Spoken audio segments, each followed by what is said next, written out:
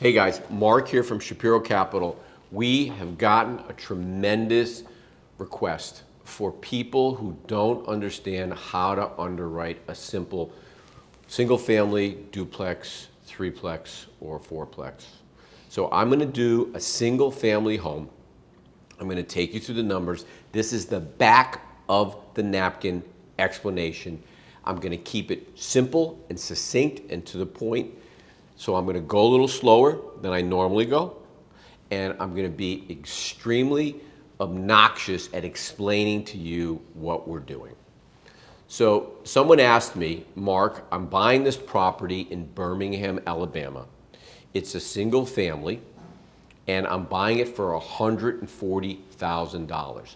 How do I analyze this deal on the back of a napkin to tell me what it's going to look like from a cash flow standpoint? So here's what we're going to do, okay? I said, well, you're going to pay $140,000. So you're going to pay $140,000, okay? And they said, well, how much am I going to have to put down? I said, well, let's do it simple, not using FHA. We're going to use a simple acquisition loan of 80%. So we're going to use 80% of the acquisition loan, okay? And that's going to be our loan to value. That's LTV.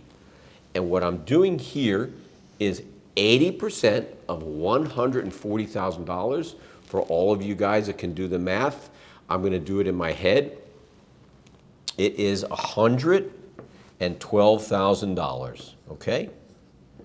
So we're going to need $28,000 as our equity, and we're going to need a mortgage for $112,000. So now, what do we do to figure out if this is going to be a good deal? The first thing we look at is what kind of property it is. And the property that we have, and we know the zip code, and we know the asset, it's a 3-2 in Birmingham. It's turnkey. So what we're going to do is we're going to go to the HUDuser.gov website, and we're going to see how much that 3-2 rents in Birmingham, Alabama. And I happen to have it right here. That 3-2 rents for $1,700 a month. Okay? And we'll spell that out just so you guys know it. That $1,700 a month, we're going to need to look at from an annual basis times 12.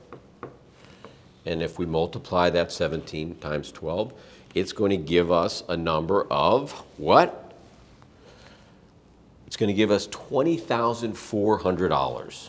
I couldn't do that in my head that fast. Okay? So this is our gross income. Okay?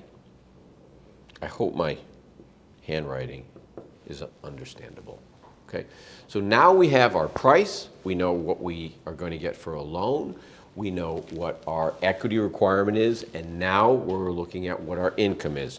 So we're going to have our gross income of $20,400. And because it's a single family house and because we're going to use the Section 8 voucher program, that's going to be locked in. We're going to teach you some other ways to lock in a better fixed income standpoint for some things that we add into our Section 8 leases. But that comes further down the road. Now, what we also need to do is we need to look at what it's going to cost us for this property. So we have what's called expenses, okay? And I always say this to people, real estate is common sense. Everybody knows what an expense is, and everybody knows what an income is. So what kind of expenses are we going to have? We're going to have taxes. We're going to have insurance, okay? We're going to have maintenance, and we're going to have management. And what are those numbers going to work out to be? On this property, the monthly taxes are $66,000, and the homeowner's insurance is $66. I said 66,000. $66. The insurance is $42 a month. Okay, this is monthly expenses. Okay, expenses. Okay, all right. See, expenses. All right. And the maintenance and management is $100 a month. and the management is $100 a month. So if we add this up, this is going to be 308. We're going to multiply that times 12, and that is going to give us a number of 3696. So now we have our total expenses,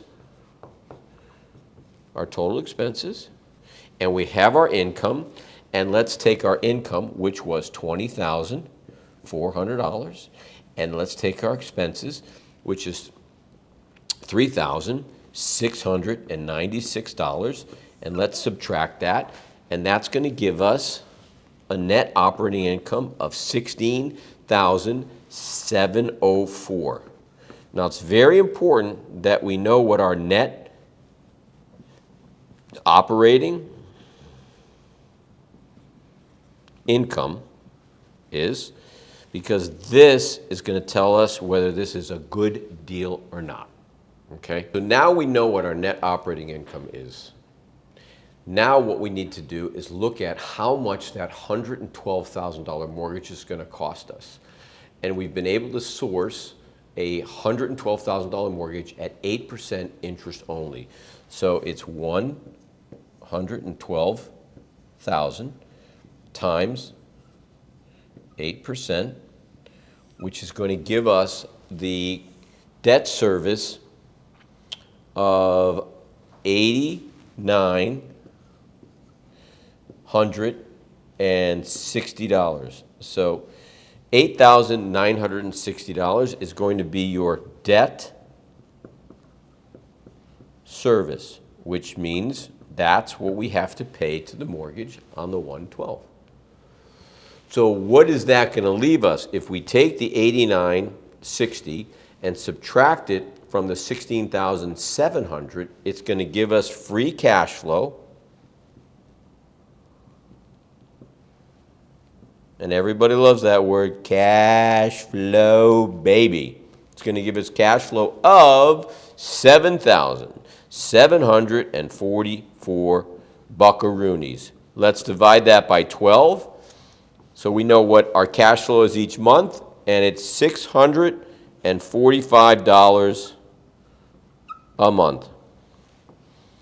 Doesn't really suck, but let's drill down even further.